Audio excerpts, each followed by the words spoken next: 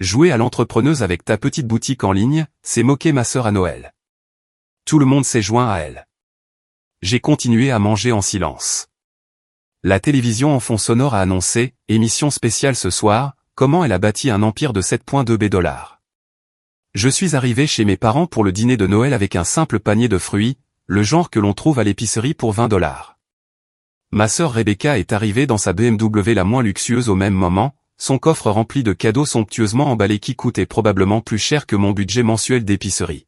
« Oh, Emma » dit-elle en regardant ma modeste contribution. Toujours aussi simple, à ce que je vois. J'ai souri et n'ai pas répondu.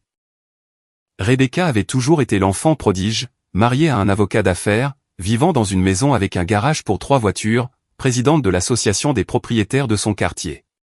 J'étais le point d'interrogation de la famille, celle qui n'avait jamais vraiment trouvé sa voie, selon les amis de ma mère. À l'intérieur, la maison sentait la dinde rôtie et la fameuse casserole de patates douces de ma tante. Ma famille élargie était déjà réunie. Tante, oncle, cousin, mon frère Marcus et sa femme, Jennifer. La conversation s'est arrêtée quand je suis entré. « Emma, que tu aies pu venir nous fait si plaisir, » dit ma mère, son ton suggérant qu'elle était légèrement surprise que je sois là. Nous n'étions pas sûrs que tu ne serais pas trop occupée avec tes projets. Je n'aurais manqué ça pour rien au monde, maman, ai-je dit en posant le panier de fruits sur le comptoir à côté de la tour de cadeaux de Rebecca. Mon oncle Richard en était déjà à son 3e verre. Alors, Emma fait toujours ce truc sur Internet. Comment tu appelles ça déjà? Commerce en ligne, ai-je dit doucement. C'est ça. C'est ça. Vendre des trucs en ligne. Mon voisin fait ça aussi. Il se fait quelques centaines de dollars par mois avec ses créations artisanales. Il a gloussé. C'est un bon passe-temps. Je me suis assise sur le canapé et j'ai accepté le verre de vin que mon cousin m'offrait. La télévision était allumée en arrière-plan, diffusant les informations locales. Tout le monde était passé à la discussion sur la dernière réussite de Rebecca. Elle avait fait l'objet d'un article dans un magazine local comme l'une des 40 professionnelles de moins de 40 ans. Le photographe a mis 3 heures pour obtenir la photo parfaite, disait Rebecca en montrant son téléphone à tout le monde. Il voulait que ce soit absolument parfait pour la couverture. Nous sommes si fiers, a dit mon père, rayonnant. Un article en couverture. Voilà ce qu'est une vraie réussite. Ma tante Linda s'est tournée vers moi. Et Emma, ma chérie, tu vis toujours dans ce petit appartement en ville? Oui, c'est ça, ai-je répondu. Eh bien, c'est très bien. Tout le monde n'a pas besoin d'une grande maison. Très pratique pour quelqu'un avec un petit revenu. Elle m'a tapoté les mains avec sympathie. Le dîner a été servi à 18 h. Nous nous sommes rassemblés autour de la table à rallonge que mes parents ne sortaient que pour les grandes occasions. J'étais assise au bout, entre mon cousin adolescent qui a passé tout le repas sur son téléphone et l'oncle Richard qui était passé au Bourbon.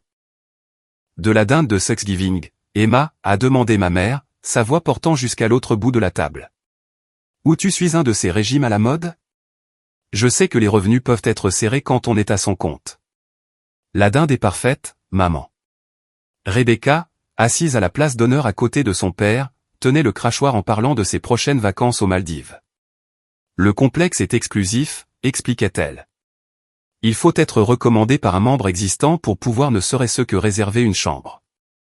C'est le genre de succès que nous aimons voir, a dit mon père. Travailler dur, gravir les échelons de l'entreprise, investir judicieusement. Mon frère Marcus est intervenu. Vous vous souvenez quand Emma voulait quitter son poste en marketing pour se lancer dans l'entrepreneuriat? Il a fait des guillemets avec ses doigts. Nous avons tous essayé de la raisonner.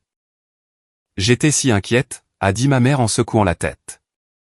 Un emploi stable avec des avantages sociaux, et elle a tout simplement tourné les talons. Ça fait combien de temps maintenant, Emma, a demandé Rebecca, sa voix dégoulinant d'une fausse préoccupation. 5 ans de cette expérience de boutique en ligne. Si, ai-je dit en coupant ma dinde. 6 ans. Oh, ma chérie, ne penses-tu pas qu'il est temps d'envisager de retourner à une vraie carrière? Je pourrais demander à Douglas si son cabinet a des postes administratifs qui se libèrent. Douglas était le mari de Rebecca, qui nous avait rejoints en retard après une importante conférence téléphonique. Il a hoché la tête avec condescendance. Heureux d'aider la famille. Nous devons tous être réalistes quant à nos limites. J'ai bu une gorgée d'eau et n'ai rien dit. Le repas s'est poursuivi avec divers membres de la famille partageant leurs accomplissements. Marcus avait obtenu une autre promotion. Jennifer avait été élue au conseil scolaire. Mon cousin avait été inscrit sur la liste du doyen. Toutes les quelques minutes, quelqu'un me jetait un regard qu'il pensait probablement bienveillant, mais qui ressemblait beaucoup à de la pitié. Il est important de savoir quand abandonner, a dit l'oncle Richard d'une voix forte, en pointant sa fourchette vers moi. Poursuivre ses rêves, c'est bien quand on est jeune, mais à un moment donné, il faut accepter la réalité. Obtenir un salaire stable. Se constituer un fonds de retraite. Être responsable. Emma a toujours été une rêveuse, a ajouté ma tante Linda. Vous vous souvenez quand elle était petite? Toujours à inventer des histoires, à vivre dans des mondes imaginaires. Certaines personnes ne grandissent jamais. Après le dîner, nous sommes passés au salon pour le dessert et le café. La télévision était toujours allumée, montrant maintenant les nouvelles du soir. Ma mère avait fait sa fameuse tarte aux pommes, et Rebecca décrivait la rénovation de sa nouvelle cuisine qui avait coûté plus cher que le salaire annuel de la plupart des gens. Des comptoirs en marbre d'Italie, disait-elle. L'installateur a dit que c'étaient les plus beaux avec lesquels il ait jamais travaillé. Bien sûr, il faut investir dans la qualité quand on en a les moyens. J'ai accepté une petite part de tarte et me suis assise dans le fauteuil du coin, celui qui était légèrement usé et tourné à l'écart du cercle familial. Emma, ma chérie, dit ma mère, as-tu pensé à suivre des cours de commerce? Peut-être pour apprendre de vraies compétences. Je m'inquiète pour toi, à vivre d'un chèque de paie à l'autre à ton âge. Je vais bien, maman. Bien ne suffit pas, est intervenu mon père. Tu as 34 ans. Tu devrais être établi maintenant.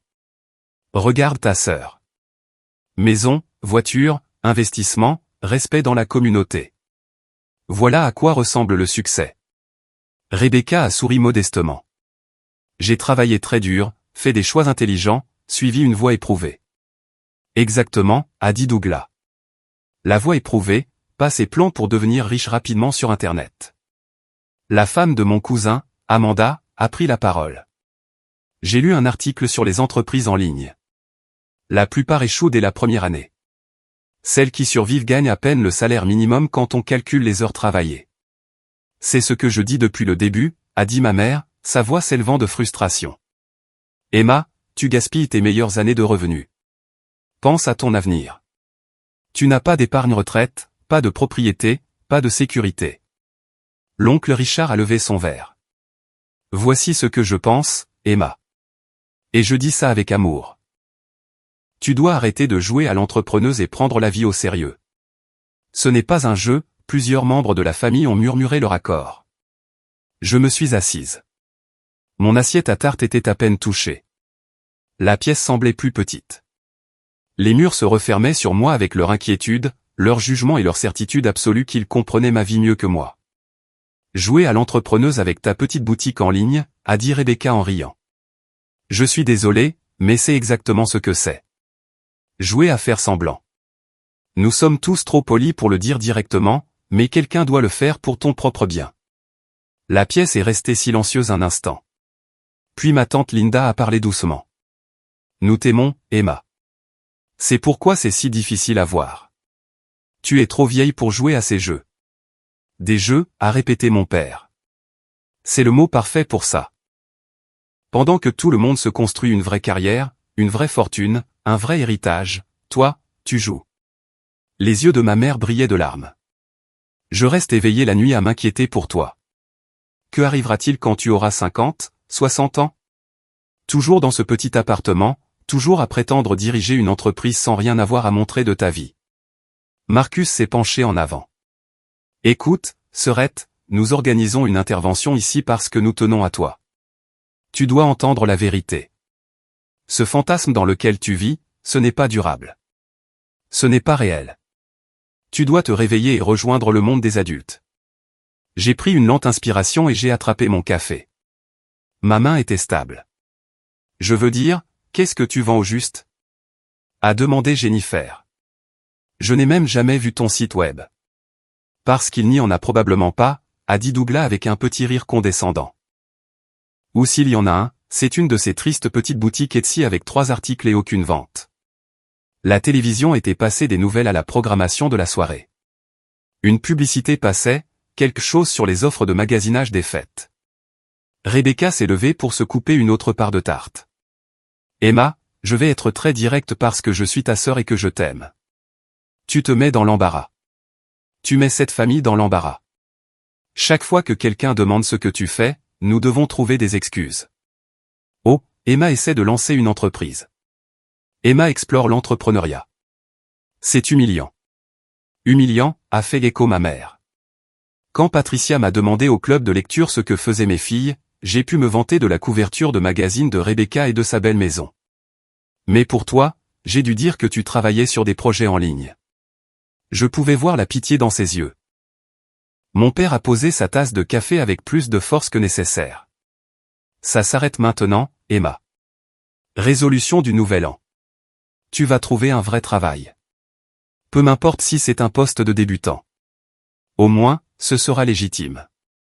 Je pourrais probablement obtenir un entretien dans mon entreprise, a offert Marcus. Il cherche toujours des gens au service à la clientèle. Ce n'est pas glamour, mais c'est un travail honnête. Un vrai travail. La publicité s'est terminée. L'écran de télévision a montré le début d'un nouveau programme, le magazine d'information locale qui diffusait des reportages spéciaux le samedi soir. Ce soir dans l'émission spéciale de News Center, a retenti la voix du présentateur.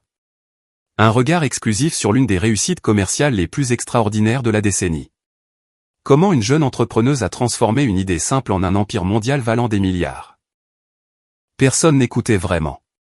Rebecca décrivait sa prochaine évaluation de performance où elle s'attendait à une autre augmentation. L'oncle Richard se resservait du bourbon. Ma mère ramassait les assiettes à dessert. Notre reportage de ce soir, a poursuivi la télévision, se concentre sur Emma Chen, la fondatrice et PDG discrète de Lux Global Holdings, dont l'approche révolutionnaire des produits de luxe durable a bouleversé toute l'industrie du commerce de détail. Ma mère a laissé tomber une assiette à dessert. Elle ne s'est pas cassée, mais elle a fait un bruit sec sur la table basse. L'écran s'est rempli d'une vue aérienne d'un immense campus d'entreprise, tout en verre et en acier, avec des jardins manucurés. La légende indiquait, siège social de Lux Global Holdings, Shanghai. Quoi, a commencé mon père. C'est le nom d'Emma, a dit mon cousin lentement. Le visage de Rebecca était devenu blême. Ça doit être une autre Emma, c'est un nom courant. Mais l'écran avait changé pour montrer une photographie. Moi, dans un tailleur d'affaires, serrant la main du président de la France lors d'un sommet économique. La légende le confirmait. Emma Chen, 34 ans, fondatrice et PDG de Lux Global Holdings. La voix du journaliste a rempli la pièce silencieuse. L'histoire d'Emma Chen est une histoire de vision, de secret et d'exécution extraordinaire. Il y a 6 ans, elle a tranquillement quitté son poste en marketing d'entreprise pour poursuivre ce que sa famille pensait être une petite expérience de vente en ligne. Ce qu'il ne savait pas, c'est qu'Emma avait passé les 3 années précédentes à développer une technologie de fabrication durable brevetée et à nouer des relations avec des fournisseurs éco-conscients dans 18 pays. L'écran montrait des ateliers d'usine, vastes et modernes, avec des ouvriers assemblant des sacs à main de luxe, des chaussures, des accessoires. En 18 mois, a poursuivi le journaliste, son entreprise avait obtenu des contrats avec de grands magasins à travers l'Asie. En 3 ans, elle s'était étendue à l'Europe et à l'Amérique du Nord. Son approche révolutionnaire, combinant l'artisanat de luxe avec des matériaux durables et des pratiques de travail éthiques, a trouvé un écho auprès des consommateurs milléniaux et de la génération Z qui exigeait à la fois qualité et conscience. Le verre de bourbon de mon oncle était figé à mi-chemin de sa bouche. Le programme montrait des images des produits luxe global dans des magasins haut de gamme à Paris, Londres, Tokyo, New York. Les articles étaient magnifiques. Des sacs à main qui coûtaient des milliers de dollars, des chaussures que les célébrités portaient sur les tapis rouges, des accessoires avec des listes d'attente de plusieurs mois. Aujourd'hui, a déclaré le journaliste, Lux Global Holdings exploite des usines sur 4 continents, emploie plus de 40 000 personnes et génère des revenus annuels dépassant les 7 milliards de dollars. La récente évaluation de l'entreprise place la fortune personnelle d'Emma Chen à environ 7,2 milliards de dollars, faisant d'elle l'une des plus jeunes milliardaires autodidactes au monde. Ma mère a émis un son comme si elle avait reçu un coup de poing. L'écran me montrait à nouveau, cette fois lors d'une conférence TED s'adressant à des milliers de personnes. Puis à un sommet des Nations Unies sur le développement durable, puis sur la couverture de Forbes Asie avec le titre « La milliardaire discrète, comment Emma Chen a bâti un empire en secret ». Chen est réputée pour sa discrétion, a expliqué le journaliste. Elle donne rarement des interviews, évite les médias sociaux et n'a jamais divulgué publiquement sa fortune à ses amis ou à sa famille. Ses plus proches n'avaient aucune idée de l'ampleur de son succès. La bouche de Rebecca s'ouvrait et se fermait comme un poisson. L'émission spéciale de ce soir vous emmènera à l'intérieur de l'empire d'Emma Chen, a déclaré le présentateur. Nous visiterons ses installations, parlerons avec son équipe de direction et explorerons comment elle a réussi à bâtir une entreprise mondiale de plusieurs milliards de dollars tout en maintenant un anonymat quasi complet dans sa vie personnelle. C'est ce soir à 21h, ici même dans l'émission spéciale de News Center. Le programme est passé à la publicité. Le silence dans la pièce était absolu. Puis tout le monde a commencé à parler en même temps. Ça ne peut pas être vrai. La même Emma Chen. 7 milliards de dollars. C'est notre Emma. Mon père s'est levé, le visage rouge. Emma, est-ce que c'est vrai? Est-ce que c'est réel? J'ai posé ma tasse de café avec précaution. Oui. Tu possèdes. Ma mère n'a pas pu finir sa phrase. Lux Global Holdings, ai-je dit doucement. Oui. Marcus avait sorti son téléphone et cherchait frénétiquement sur Google. Oh mon Dieu. Oh mon Dieu. C'est tout vrai. Emma, tu es sur la liste des milliardaires de Forbes. Numéro 847 mondial. Ta fortune, il est écrit ici, 7,2 milliards. Rebecca était passée de blême à rouge vif. Tu nous as laissés. Tu es restée assise ici et tu nous as laissés. Me moquer de moi, ai-je dit doucement. Oui. Douglas parcourait son téléphone, les mains tremblantes. Lux Global vient d'annoncer une nouvelle initiative de mode durable avec l'Union européenne. Une subvention de 200 millions d'euros. Emma, tu as rencontré le commissaire européen le mois dernier. C'est exact, ai-je confirmé. Ma tante Linda pleurait. De vraies larmes. Nous pensions que tu étais pauvre. Nous pensions que tu échouais. Je sais. L'oncle Richard a vidé son bourbon d'un seul trait. Cet appartement où tu vis. Pourquoi vivrais-tu dans un appartement normal si tu vaux des milliards? J'aime cet appartement, ai-je dit. Il est confortable, près de mon café préféré. Ma mère s'est assise lourdement. Le panier de fruits. Tu as apporté un panier de fruits à 20 $ alors que tu vaux 7 milliards de dollars. J'aime les paniers de fruits, ai-je dit. La publicité télévisée s'est terminée et le présentateur des nouvelles est revenu. Juste un rappel, notre émission spéciale exclusive sur l'entrepreneuse milliardaire Emma Chen est diffusée ce soir à 21h. Nous aurons un accès sans précédent à son empire commercial, y compris des interviews avec son équipe de direction et une rare entrevue avec Chen elle-même. Restez à l'écoute. La voix de mon père était à peine un murmure. Tu leur as donné une interview. Tu as donné une interview aux nouvelles, mais tu n'as jamais rien dit à ta propre famille. Ils ont posé des questions sur les affaires, ai-je dit. Vous avez posé des questions sur pourquoi je gâchais ma vie. Rebecca s'est levée brusquement, renversant son verre de vin. Le vin rouge s'est répandu sur la nappe blanche de ma mère comme du sang. C'est insensé. C'est absolument insensé. Tu es en train de me dire que pendant 6 ans, alors que nous te plaignons tous, que nous essayions de t'aider, que nous nous inquiétions pour toi, tu étais secrètement milliardaire. Oui. C'est malsain, la voix de Rebecca s'est brisée. C'est vraiment malsain, Emma. Quel genre de personne fait ça? Le genre de personne qui voulait voir qui tenait vraiment à elle, par opposition à ceux qui ne s'intéressaient qu'à sa réussite, ai-je dit calmement. Marcus continuait de faire défiler. Tu as donné 500 millions à des causes environnementales l'année dernière. Tu as doté des bourses d'études dans 15 universités. Tu construis des hôpitaux dans des pays en développement. Emma, tu es une philanthrope. Une philanthrope mondiale majeure. Cet argent devrait aider ta famille, s'est exclamé l'oncle Richard. Ta propre chair et ton propre sang. Je l'ai regardé fixement. Pourquoi? Pour que tu puisses acheter plus de bourbon? Pour que Rebecca puisse rénover sa cuisine avec du marbre encore plus cher? Comment oses-tu, a sifflé Rebecca. Ma mère faisait défiler sur son téléphone maintenant aussi, son visage devenant plus pâle à chaque balayage. Tu as parlé au Forum économique mondial à Davos. Tu as dîné avec des chefs d'État. Tu possèdes des propriétés dans 12 pays. Emma, tu possèdes une île. 2 îles, ai-je corrigé. La seconde est plus petite. Je l'utilise pour la recherche sur la conservation marine. Mon père s'est affalé dans son fauteuil. Toutes ces fois où nous avons essayé de t'aider, de t'offrir des emplois, de t'offrir de l'argent. Je me souviens, ai-je dit. Jennifer a pris la parole, sa voix tremblante. L'année dernière, à Noël dernier. Je t'ai donné une carte cadeau pour Target parce que je pensais que tu avais besoin d'aide pour les courses. Je l'ai utilisée, ai-je dit. J'ai acheté de belles serviettes. Merci. Douglas était blême. Mon cabinet. Je t'ai offert un poste administratif dans mon cabinet. Je suis un avocat qui gagne 300 000 $ par an, et je t'ai offert. Oh, mon Dieu. C'était gentil de ta part de proposer, ai-je dit. Amanda, la femme de mon cousin, lisait sur son téléphone.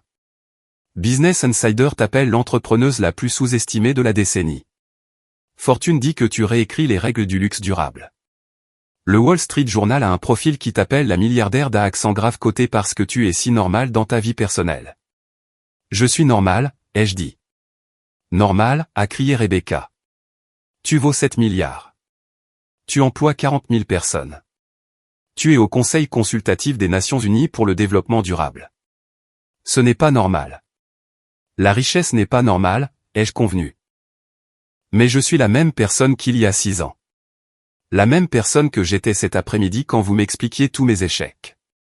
La sonnette a retenti, faisant sursauter tout le monde. Ma mère, se déplaçant comme dans un rêve, est allée répondre. Elle est revenue, suivie d'un homme et d'une femme en tenue professionnelle, transportant du matériel de caméra d'aspect coûteux. Mademoiselle Chen, a dit la femme en me souriant. Je suis Sarah Winters de News Center. Nous nous sommes parlé la semaine dernière pour obtenir quelques plans de coupe de vous dans un cadre familial décontracté pour l'émission spéciale de ce soir. J'espère que c'est toujours un bon moment. La pièce a explosé. Tu as planifié ça, a dit mon père. L'équipe de tournage savait, a ajouté ma mère. Je me suis levé. Je leur ai dit que je serais avec ma famille pour Noël.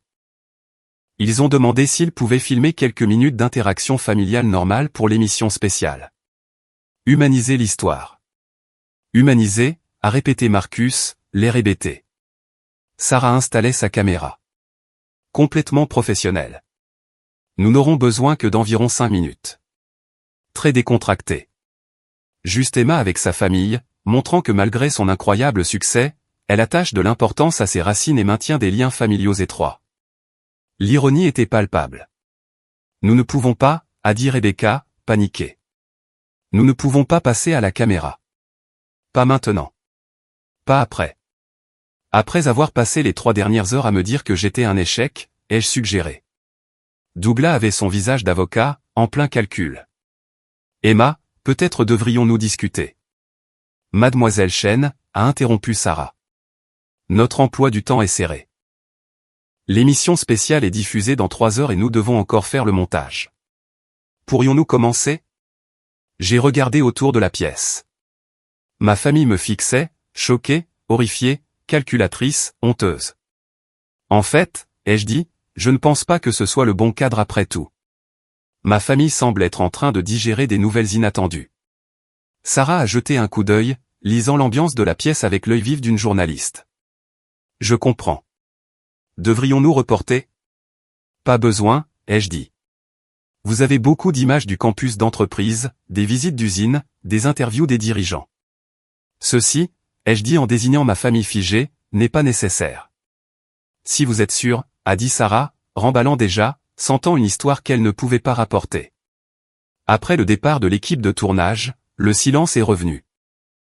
Mais il était différent maintenant, lourd de recalculs, du son des visions du monde qui s'effondrent, du brouhaha mental désespéré de gens essayant de réécrire leur propre récit. Ma mère a parlé la première, sa voix artificiellement enjouée. Eh bien, c'est une merveilleuse nouvelle.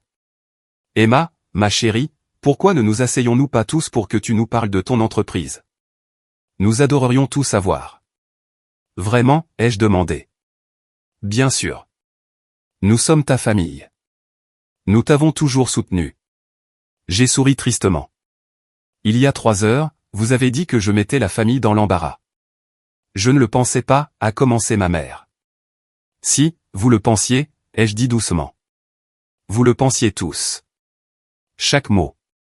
Rebecca avait retrouvé un peu de son sang-froid. Emma, tu dois comprendre comment cela apparaît de notre point de vue. Tu nous as délibérément trompés. Je n'ai trompé personne, ai-je corrigé. Vous avez tous supposé que j'échouais.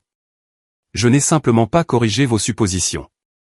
C'est de la tromperie par omission, la voix de Rebecca s'élevait à nouveau. Vraiment, ai-je demandé. Quand tu as obtenu ta présidence de l'association des propriétaires, m'as-tu raconté chaque détail de la campagne? Quand Marcus a eu ses promotions, a-t-il expliqué chaque étape de sa carrière? Ou avez-vous simplement partagé ce que vous vouliez partager et je l'ai accepté sans interrogatoire? Marcus s'est agité, mal à l'aise. C'est différent. En quoi? Parce que tu vaux des milliards. C'est une information pertinente. Pertinente pourquoi, ai-je demandé. Pour savoir si vous me respectez? Clairement, oui. Pour savoir si vous vous moquez de moi lors des réunions de famille? Apparemment, oui. Pour notre relation réelle. C'est la question, n'est-ce pas? Mon père a essayé une approche différente. Emma, je pense que nous avons tous dit des choses ce soir que nous regrettons. Dans le feu de l'action, nous étions inquiets pour toi. Vous aviez honte de moi, ai-je interrompu, ma voix toujours calme. Il y a une différence. L'oncle Richard s'était versé un autre bourbon.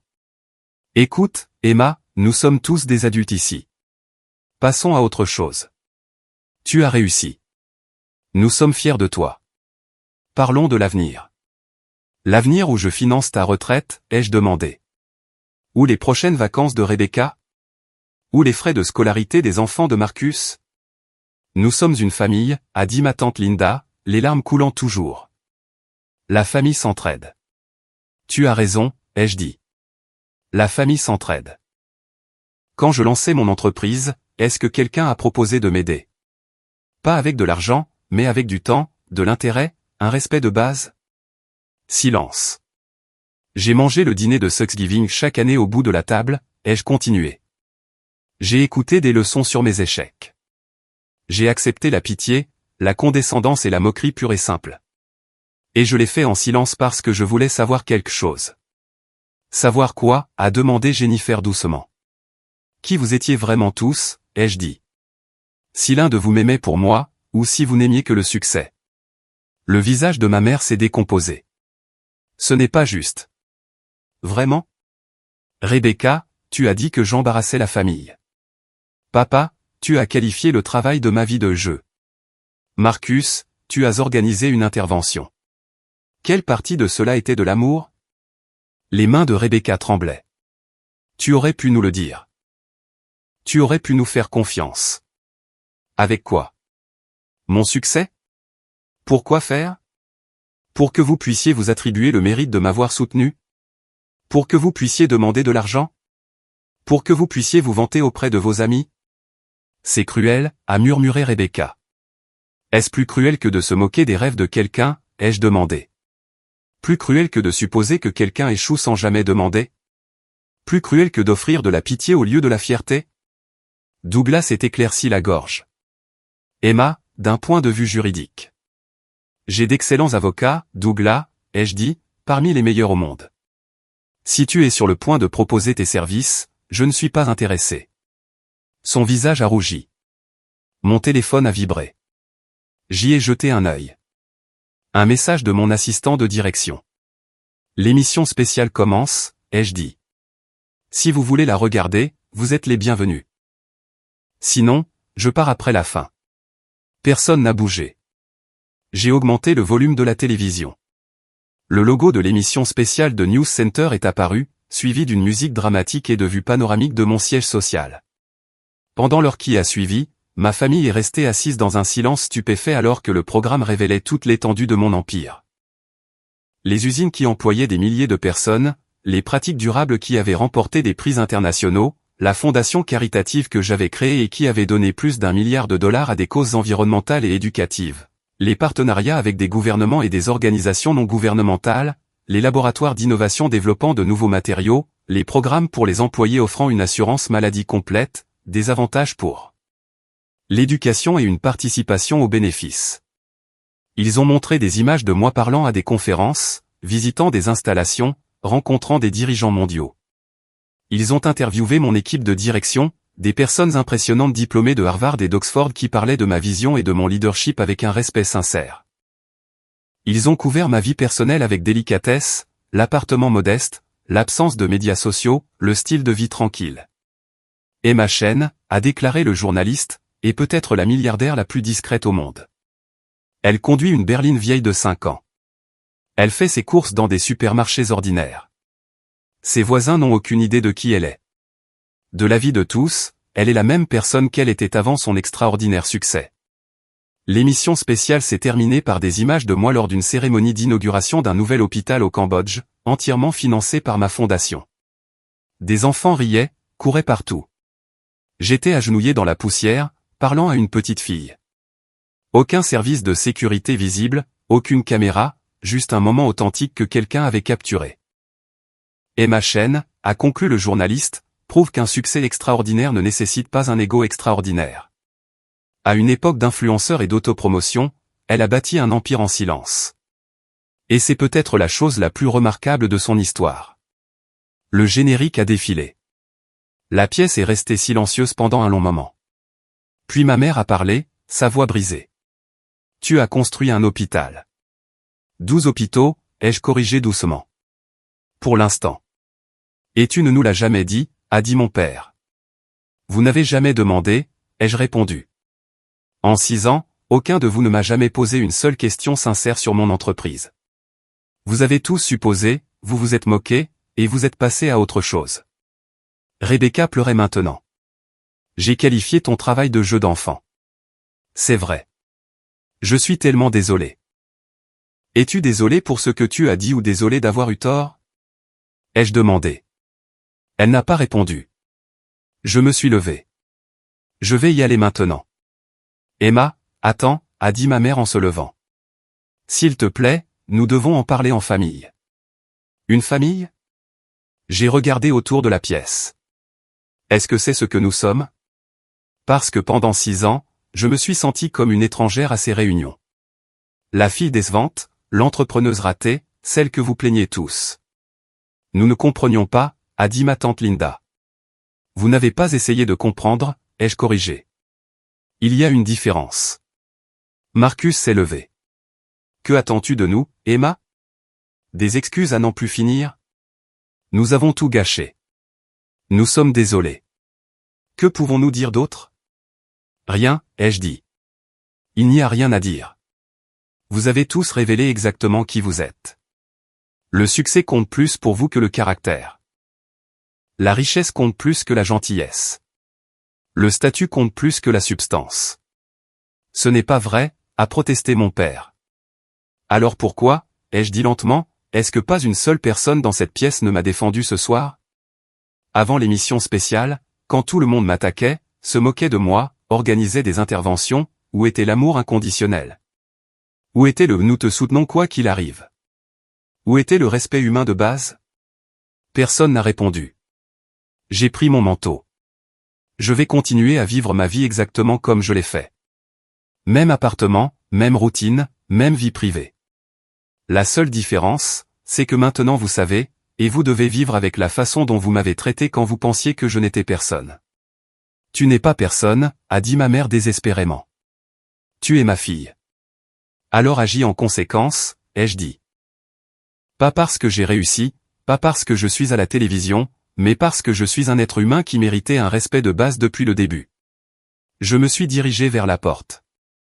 Emma, a crié Rebecca. Qu'est-ce qui se passe maintenant, avec nous? J'ai fait une pause, la main sur la poignée de porte. C'est à vous de décider. Vous pouvez continuer à considérer le succès comme la seule chose qui compte, ou vous pouvez examiner de près pourquoi vous avez si maltraité un membre de votre famille pendant si longtemps. Quoi qu'il en soit, c'est votre choix. Te reverrons-nous, a demandé ma mère, sa voix faible. Je ne sais pas, ai-je dit honnêtement. J'ai besoin de temps pour réfléchir si je veux continuer à me soumettre au jugement et à la moquerie. Même les milliardaires ont des sentiments, maman. Peut-être surtout les milliardaires qui se souviennent de ce que c'était que d'être traités comme un échec par les personnes qui étaient censées les aimer le plus. J'ai ouvert la porte. L'air froid de décembre s'est engouffré. Joyeux Noël, ai-je dit, puis je suis parti. Derrière moi, j'ai entendu ma mère commencer à sangloter. J'ai entendu mon père essayer de la consoler. J'ai entendu Rebecca dire quelque chose à propos de m'appeler demain, de réparer ça, de la famille. Mais j'ai juste marché jusqu'à ma voiture, ma modeste berline vieille de 5 ans qui était payée comptant mais n'avait jamais impressionné personne, et je suis parti. Mon téléphone a commencé à vibrer avant même que j'atteigne l'autoroute. Des messages de membres de la famille. Des appels entrants. J'ai tout mis en silencieux. À la place, j'ai appelé mon assistant de direction. Salut, David, ai-je dit. L'émission spéciale s'est bien passée? Parfaitement, a-t-il dit. Nous constatons déjà une hausse de l'intérêt pour la marque. L'équipe des relations publiques gère les demandes d'interview des grands médias. C'est exactement ce que nous espérions. Bien, ai-je dit. Et les plans d'expansion du premier trimestre? Prêt pour votre examen lundi matin. L'installation de Tokyo est en avance sur le calendrier. Les accords de partenariat de Minbei sont finalisés. Nous prévoyons une croissance de 18%, excellent travail. J'ai raccroché et j'ai traversé les rues calmes. Les lumières de Noël scintillaient aux fenêtres. Des familles se réunissaient dans des maisons chaleureuses. Des gens normaux vivant des vies normales. Ne pensant probablement pas aux empires de plusieurs milliards de dollars, aux trahisons familiales ou au prix du succès. Mon téléphone a de nouveau vibré. Cette fois, j'ai regardé. Un message de Rebecca. S'il te plaît, appelle-moi. Je suis tellement désolé. Je ne sais pas quoi dire. J'ai été horrible. S'il te plaît, laisse-moi m'excuser correctement. Un autre de Marcus. J'ai eu tort sur toute la ligne. Pouvons-nous parler? Un de ma mère. Je t'aime. Je suis désolé. S'il te plaît, pardonne-nous. Même un de l'oncle Richard. Tu avais raison pour le commentaire sur le Bourbon. Je suis désolé. J'ai rangé le téléphone. Ils étaient désolés maintenant. Maintenant qu'ils savaient. Maintenant que les chiffres étaient réels. Maintenant qu'ils m'avaient vu à la télévision serrant la main de président, construisant des hôpitaux et employant des milliers de personnes. Mais aurait-il été désolé si j'étais resté ce qu'il pensait que j'étais? Une entrepreneuse ratée dans un petit appartement avec une modeste boutique en ligne? Je connaissais déjà la réponse. Les lumières de la ville se sont estompées derrière moi alors que je conduisais vers mon appartement tranquille, ma vie simple, mon empire privé qui n'avait jamais eu besoin de leur validation et n'avait certainement pas besoin de leur respect tardif. Demain, je me réveillerai et dirigerai une entreprise de 7,2 milliards de dollars. Je prendrai des décisions affectant 40 000 employés sur 4 continents. J'examinerai les dons de bienfaisance, les plans d'expansion et les initiatives de développement durable. Et je ferai tout cela sans le fardeau des attentes familiales, sans le poids de leur jugement, sans le besoin désespéré de prouver quoi que ce soit à des gens qui avaient déjà prouvé qu'ils accordaient plus de valeur au succès qu'à la substance. La route s'étendait devant moi, sombre, calme et pleine de possibilités. Et pour la première fois en 6 ans, je me sentis parfaitement bien.